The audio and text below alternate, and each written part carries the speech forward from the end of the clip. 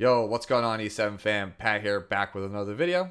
And as you may have guessed from the title, this is not a first thoughts and initial impressions video. This is a let's talk about it video for the newest character that was shown this morning, Nakwall. And the reason I want to talk about her is because of a couple things. Number one, she comes out tomorrow, on Wednesday, my dudes. And number two, I think she's probably the best character in Epic 7 for PvP. And I don't think she's very healthy, nor do I think she's very good for the game. So I want this video to kind of serve as my rallying cry. So let me know down in the comments below when all is said and done. Do you agree with my assessment? And, whether you do or not, lend me your voices, send me your feedback so that way I can send it over to the community managers at Smilegate and Supercrew and hopefully delay this character or change her in some meaningful way, because once we get into the kit, hopefully it'll become pretty apparent that this character is very strong and has little to no counterplay. So let's get into it. Skill introduction for Nakwall. 5-star Ranger, Fire Element, Capricorn, Zodiac sign. She shares a stat line with Bihu.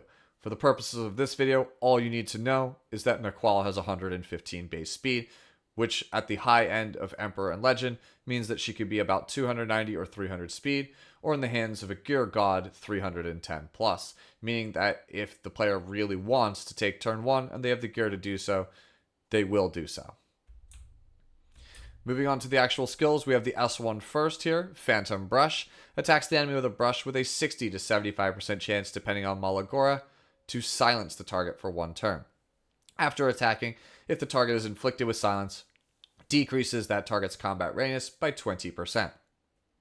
This is a slightly worse version of Angel of Light Angelica's S1, which is already a fairly strong S1 in its own right.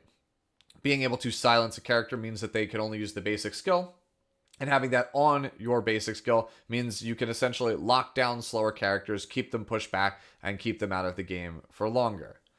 The S2 is Forbidden Incantation. It has a 2-turn cooldown. Seals the enemy for 2 turns before attacking, and increases the speed of the caster for 2 turns. So, first off, Seal is arguably the best debuff in the game next to Stun, and it originally only appeared on Archdemon Shadow. By putting Forbidden Incantation on a 5-star RGB, Smilegate and Supercrew have essentially diminished the value of Archdemon Shadow, a Moonlight 5-star that is specifically a boss character from Episode 1. Normally, boss characters have something about them that makes them unique. Archdemon Seals, Straze is a tank/hunt killer, Bellion forbids souls, and then Episode 4, Zeo, Bow Down Before Me there, I should say his S2 passive. That makes it so that he has the first turn. So that's what makes all of those characters unique. Forbidden Incantation basically makes one of those characters less unique.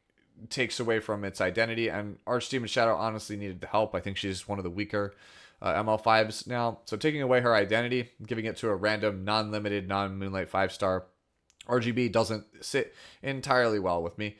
But all the Archdemon stuff aside, Seal is insanely powerful. And the fact that it has it before attacking means you don't even need to land the actual skill here, Forbidden Incantation, to actually get the seal. So this character still works in all the use cases that Archdemon does. So Remnant Violet, for example, still gets sealed before you actually deal the damage. So it's not like you can stop it from happening.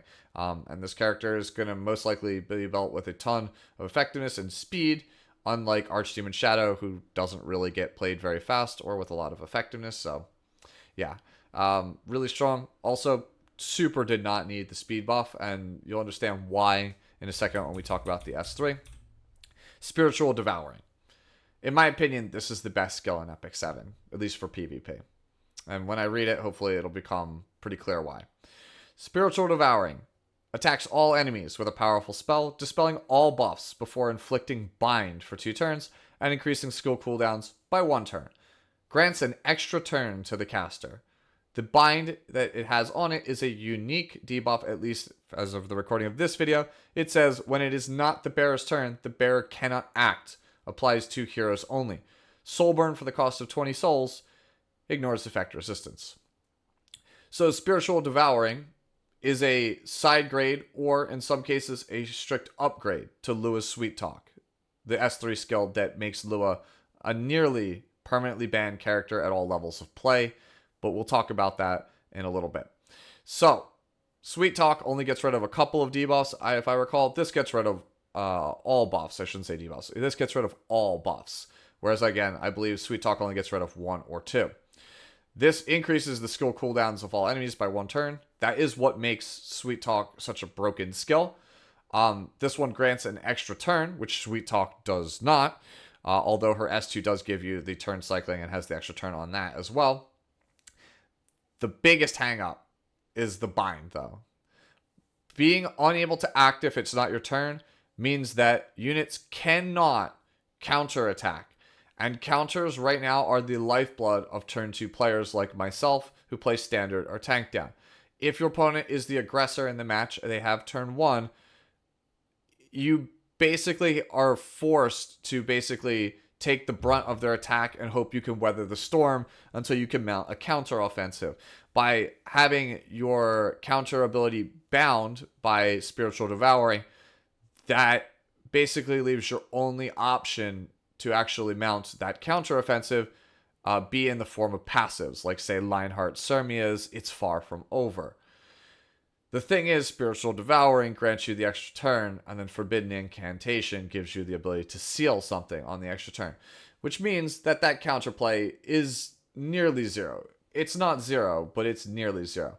So the only real counterplay to Spiritual Devouring on paper would be to outspeed Nakwall, or to be a blue unit and pray for the 50% mischance. Now let's talk about that first one. Nakwall's a ranger.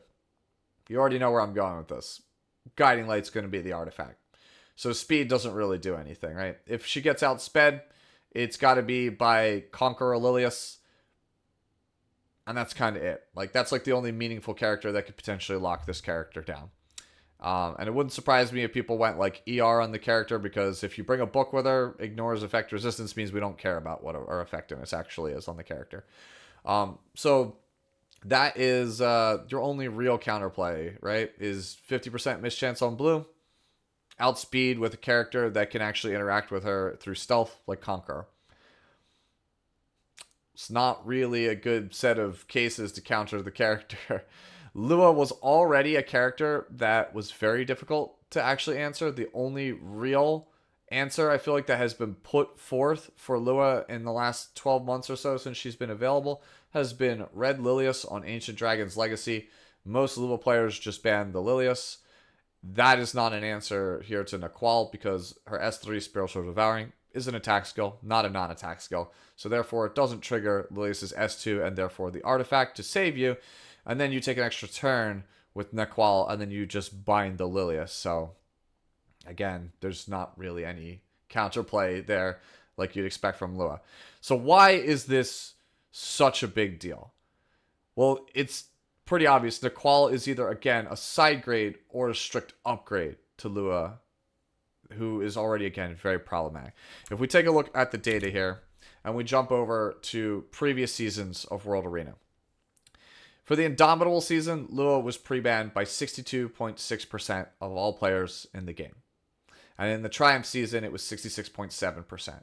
I expect it's a similar story or higher for the Valorous season that just ended. And that's just the pre-bans. When we factor in post-bans, Lua probably has a ban rate of somewhere around 70 to 90%. So, maybe 4/5 of the player base on ladder doesn't want to play against Lua at any point in time. So 80% of the Epic 7 players that actually play PvP don't want to play with this character at all. If we look at the World Championship, I'll put the data up on your screen. Lua was pre-banned almost the entire tournament.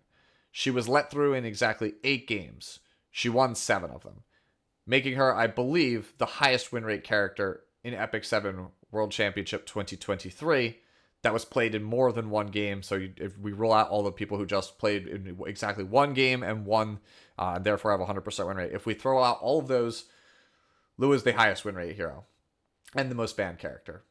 at the highest level of play in the most prestigious tournament of the entire year. Many content creators, myself included, have been begging for Lua to get a nerf, change, rework, something. Anything. Because the character is simply not okay. To wake up this morning to see Nakwall here is essentially just a different version, or in some cases a strictly better version of Lua, is very disheartening. And the fact that they're, for players that are slower than her, unlike Lua, where you had a hope and a prayer, maybe a Navy Captain Landy Elbrus Ritual Sword proc can save you. That can't save you against Nakwall. Being slower than Nakwall, there is no saving you. You're just going to die if you get hit with the bind. Which again, soul burn, 20 souls, ignore effect resistance. So it's pretty high probability in the hands of a competent or skilled player. So yeah, I sound pretty defeated, and it's because I am, because this is not the direction I think that we should be going. And again, I hope this character does get some kind of delay or change, because she's just not going to be fun to play against. And I play Epic 7 for fun. That's all there is to it. So let me know down in the comments below. What are your thoughts on Nakwall? We'd love to hear any and all of them. I will forward some of these responses to the E7 community managers. And again, a last-ditch hope to kind of change the way that this character is. Thanks for watching. Enjoy the rest of your day. I'll catch you in the next one.